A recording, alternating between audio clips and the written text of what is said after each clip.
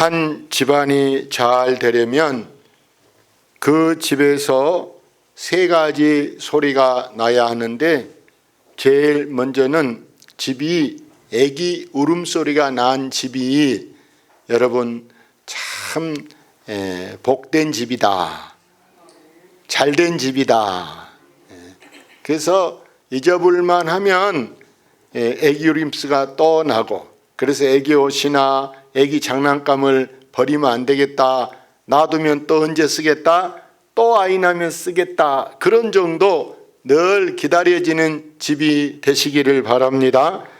두 번째는 그 아이가 커서 이제 유치원 가고 학교 가고 이러면 책을 읽어야 돼. 책은 우리 재산 중에 최고 중요한 아주 보물이 책 읽는 거예요.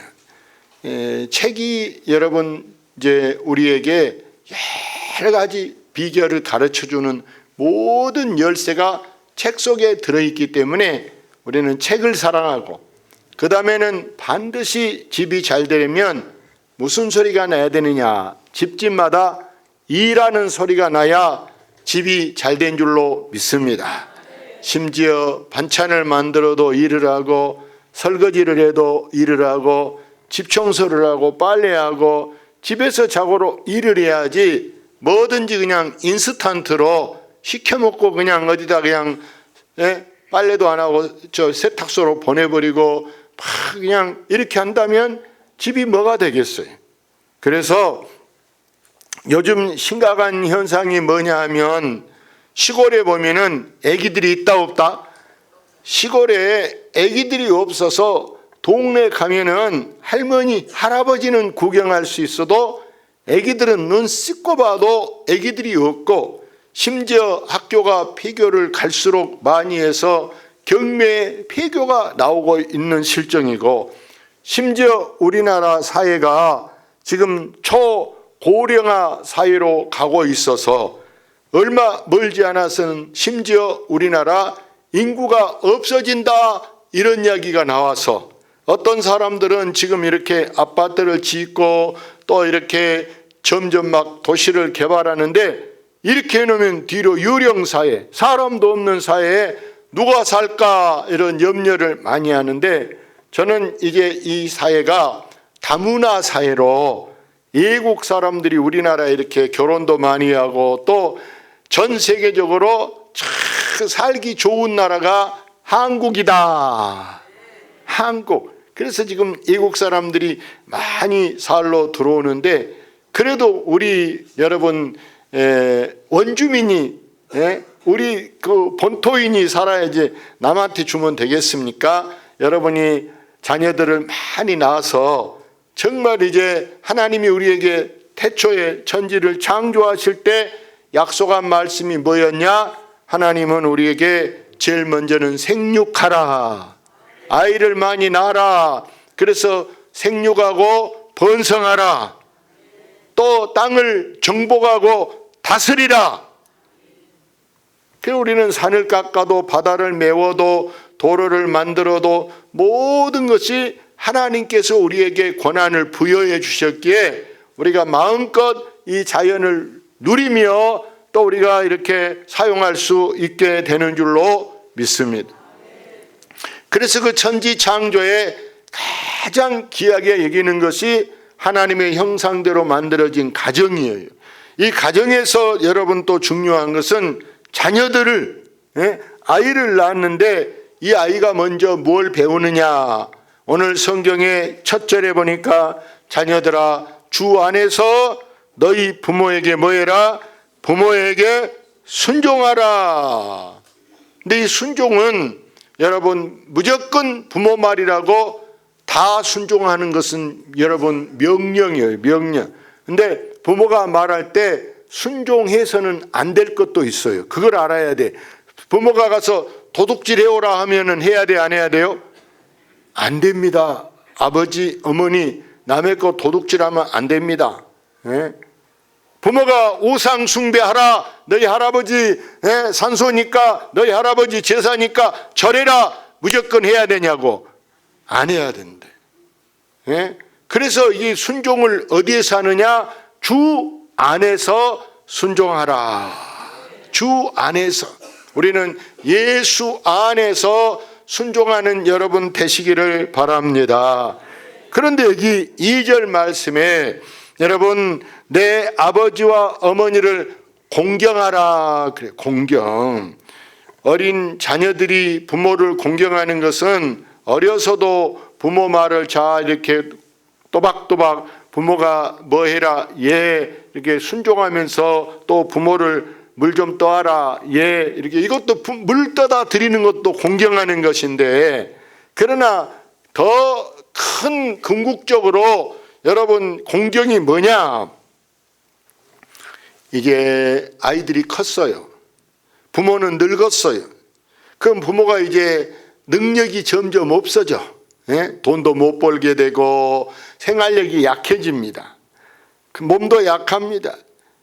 그럴 때 이 자녀들이 부모님에게 용돈을 드린다, 또 아프면 병원에 모시고 다닌다, 부모가 필요한 것을 여러분 늘 사다 드리든지 또 뭐 만들어다 드리든지 이렇게 해서 부모를 편하게, 부모를 이렇게 잘 섬기는 것이 부모를 공경하는 것인 줄로 믿습니다.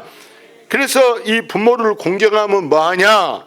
이것은 약속 있는 첫 계명이다 이렇게 말씀합니다.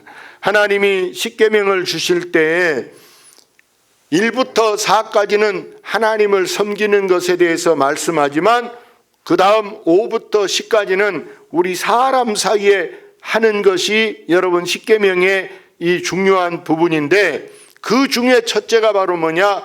여기 3절에 보니까 내 부모를 공경하라. 공경하면 뭐하냐? 이로써 네가 뭐한다? 네가 잘되고 땅에서 장수하리라 그랬어요. 세상 사람들은 부모 공경을 안 해도 잘 산 사람이 많은데 이렇게 생각할런지 몰라. 부모 공경 안 해도 나 잘 살아.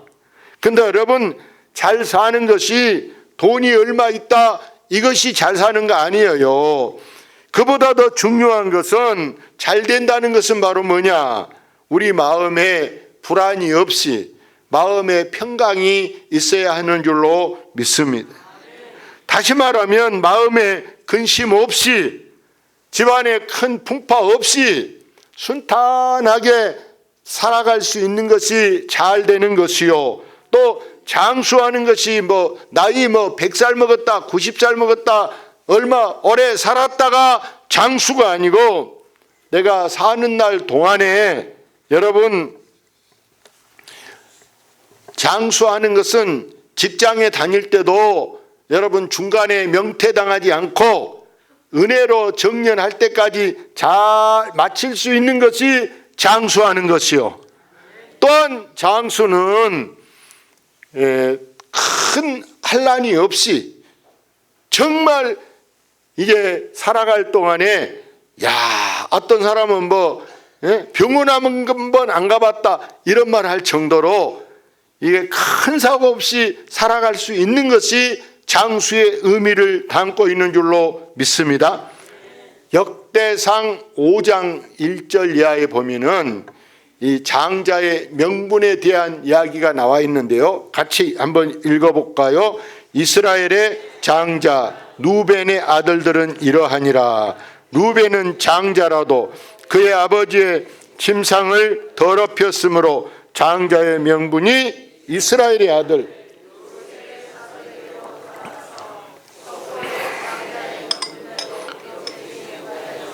유다는 형제보다 뛰어나고 주권자가 유다에게서 나았으나 장자의 명분은 요셉에게 있으니라. 야곱의 12아들 중에 11번째 낳았던 사람이 요셉이에요. 요셉은 보면은 한 10살 이렇게 먹었을 때도 정말 아버지에게 순종을 잘했던 사람이야.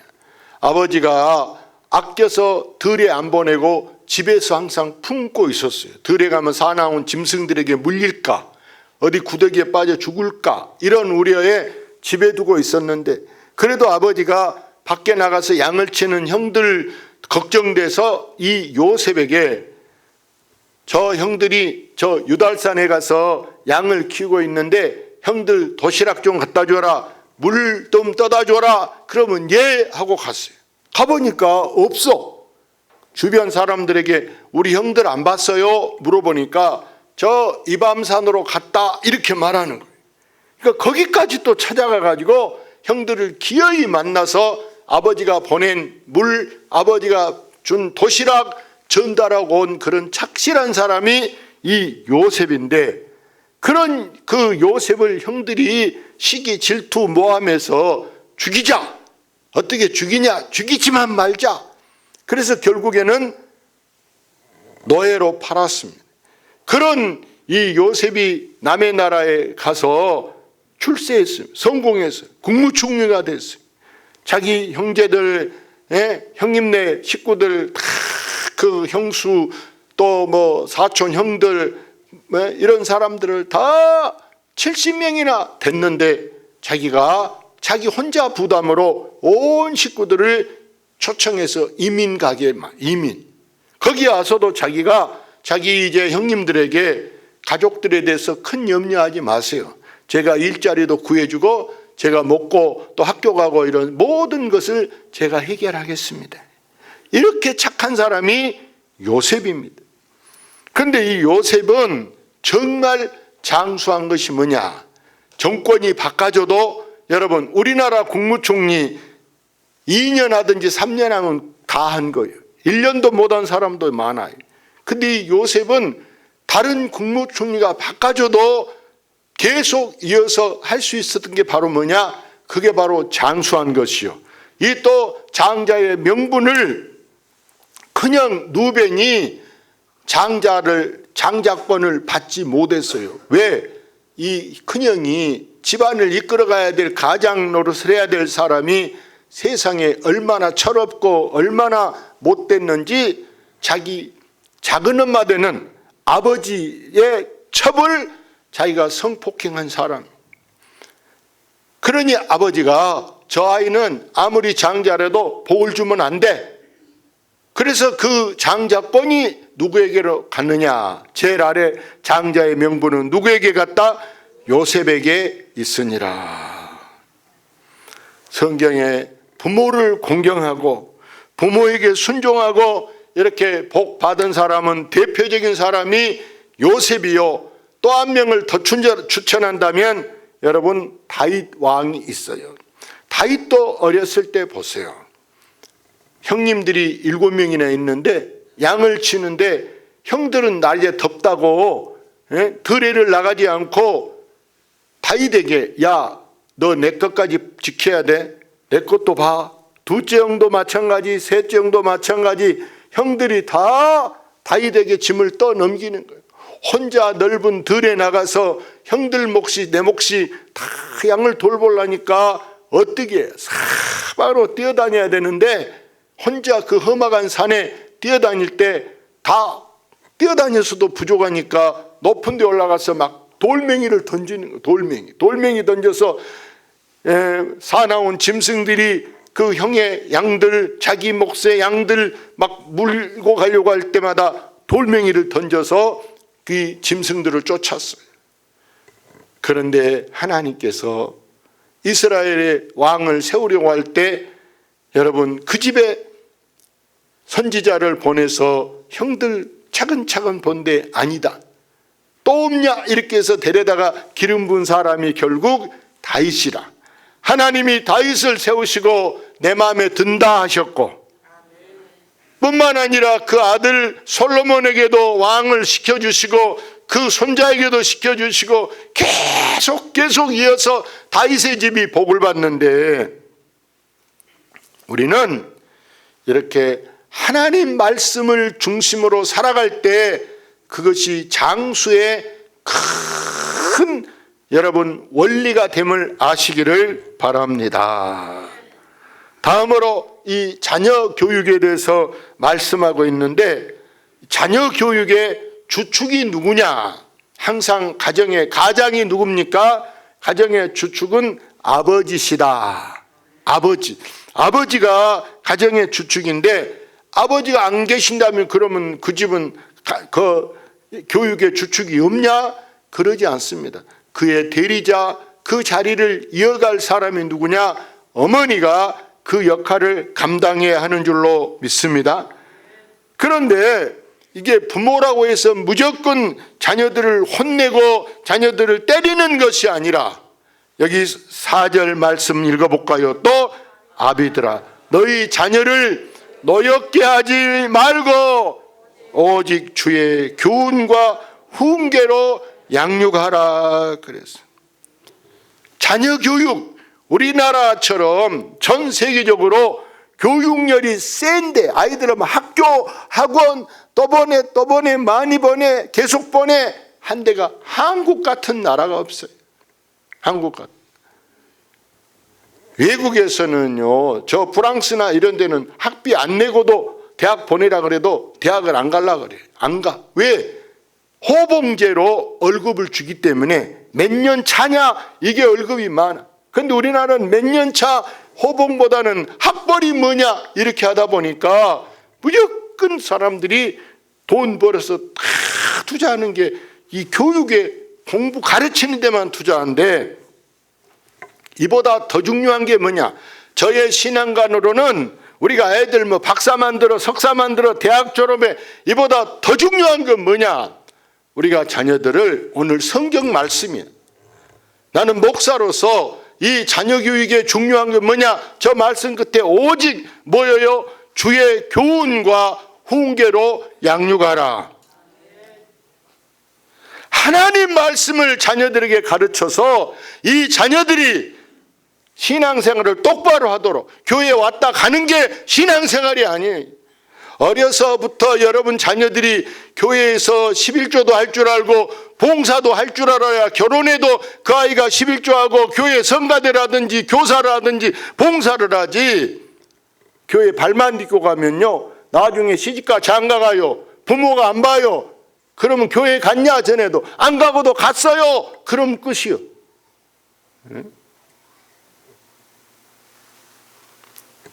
우리 성경 한번 읽어볼까요? 아비들아 너희 자녀를 노엽게 하지 말지니 낙심할까 함이라. 우리 부모들이 자녀들을 아무리 내 자식이라고 해서 막 내 손아귀에 쥐고 옛날처럼 막 때리고 욕하고 이렇게 해서 되는 게 아니. 자녀들이 부모에 대해서, 우리 아버지가 우리 어머니가 교회에 항전직 목사요 장로요 권사요, 그런데 이들 욕이나 하고 여러분 믿음에 본이 안 된다면 자녀들이 부모에 대해서 실망합니다. 오히려 기대가 무너지고 부모에 대해서 신뢰를 잃게 되는 거예요. 오히려 자녀들이 마음속에 반항심을 가지고 내가 크기만 해봐라, 내가 부모 말 들은가 봐라, 오히려 더 애들이 악해져, 더 싸나워져, 반발심이 생긴다 그 말이. 어린아이들의 특성을 보면은 참 어린이들 같이 순진한 애가 없어요. 곧대로, 심지어 누구한테 엄마 없다고 해 이르지 마, 엄마가 이르지 말아야겠는데요. 애기들은 떠보면 금방 다 말해. 아이들이 참 순진하고 아이들은 또 사실 연약합니다. 어리기 때문에 애들이 겁이 많고 때로는 무서워요. 무서워. 사람도 무서워하고 어떤 것에 대해서 무서워하는데, 이 어린이를 누가 가장 사랑했느냐? 우리 예수님이 어린이를 사랑한 줄로 믿습니다. 그래서 마태복음 18장 4절에 보니까 어린이가 내게 오는 걸 금하지 말고 누구든지 이 어린아이와 같지 아니하면 결단코 천국에 간다 못 간다, 천국에 갈 수 없다, 이렇게 마태복음 말씀합니다. 지금 우리나라는 정말 어린 아이들이 없어서 큰일이야. 서론에 말씀한 것처럼 지금 학교를 폐교하고 심지어 이 목포 우리 이런 지역에서도 유치원을 지금 이제 문 닫고 있는 이런 실정인데, 우리는 어린아이 하나가 얼마나 귀중한가.